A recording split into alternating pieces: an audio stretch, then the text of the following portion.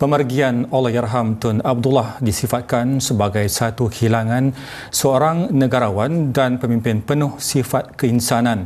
Perdana Menteri kelima itu yang digelar Bapa Pembangunan Modal Insan meninggalkan legasi gagasan Islam Hadari yang turut diterima baik hingga peringkat antarabangsa. Kepimpinan sederhana Allahyarham sepanjang mengemudi negara dengan slogan cemerlang, gemilang dan terbilang pastinya meninggalkan kesan mendalam seluruh rakyat Malaysia.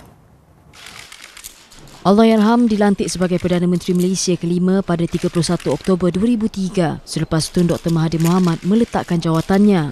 Sebelum itu beliau memegang jawatan Timbalan Perdana Menteri sejak 8 Januari 1999. Dilahirkan di Kampung Perlis, Bayan Lepas Pulau Pinang, Tun Abdullah mula bergiat aktif dalam arena politik dan menyertai UMNO pada tahun 1965 setelah dipilih menjadi Ahli Parlimen Kepala Batas. Beliau kemudian dipilih untuk memegang jawatan Naib Presiden UMNO pada tahun 1984, 1987, 1990 dan 1996. Seterusnya menjawat jawatan Timbalan Presiden pada 2000 hingga 2003 sebelum dipilih sebagai Presiden UMNO sehingga Mac 2009. Tun Abdullah turut mengemudi beberapa kementerian iaitu Jabatan Perdana Menteri, Kementerian Pendidikan, Kementerian Pertahanan dan Kementerian Luar.